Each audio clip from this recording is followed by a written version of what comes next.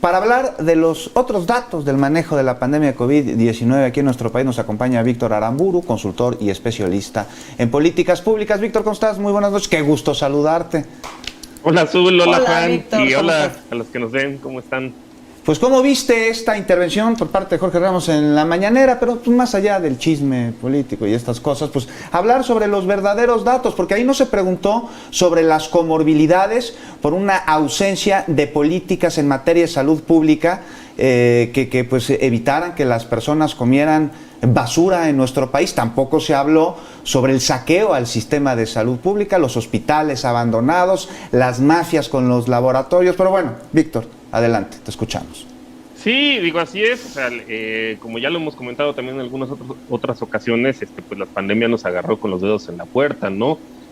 México, y bueno, y no solamente México, también Estados Unidos, pues para nadie es un secreto que tenemos una de las tasas de obesidad particularmente altas, tanto para hombres como para mujeres, andan por ahí aproximadamente como por un 30% de la población.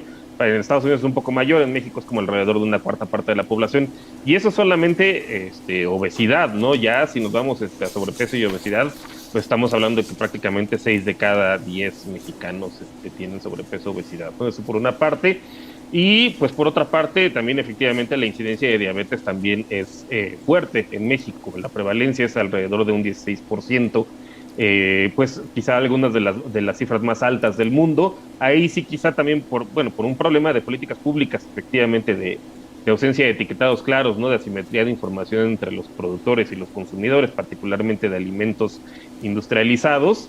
Pero bueno, pues también con mucha permisividad, ¿no? Por parte de las administraciones anteriores.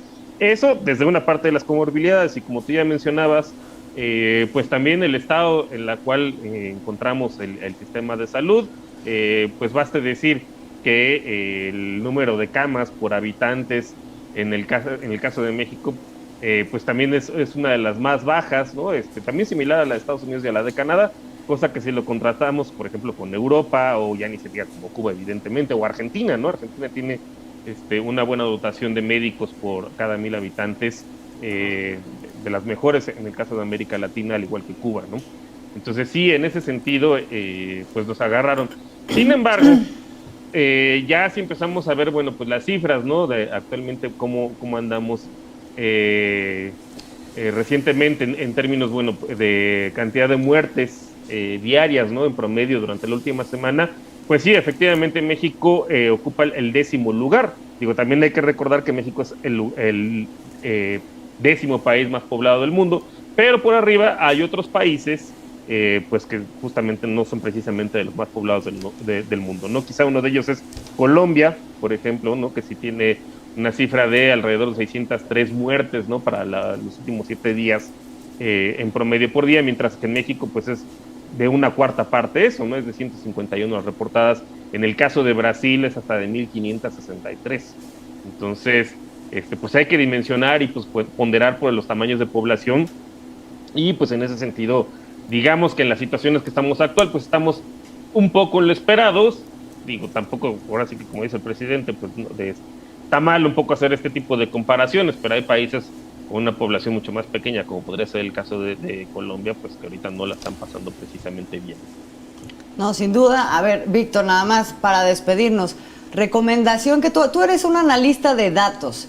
¿Cuál es la recomendación que haces a la hora de recibir unos datos? Porque esta tendencia que hay de pronto en medios y que ahora reflejó muy bien Jorge Ramos, de agarrar el numerito así sin contexto, no, es que este es el número, este es el número, este es el número, que no explica nada, a lo que lleva finalmente es a conclusiones muy pobres.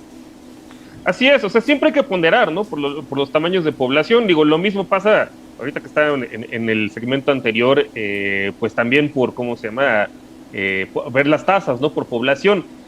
Digamos, no es lo mismo, por ejemplo, la tasa de homicidios que vamos a encontrar en algún estado como, por ejemplo, como Baja California, que sí efectivamente es alta, ¿no? O la que también se podría encontrar en Zacatecas. En cambio, por ejemplo, con la que se puede encontrar en Yucatán. Digo, cualquiera que haya ido a Yucatán, pues se dará cuenta que es un lugar bastante tranquilo, y con una tasa de homicidios probablemente más baja que la de un país escandinavo, ¿no? Que la de Finlandia.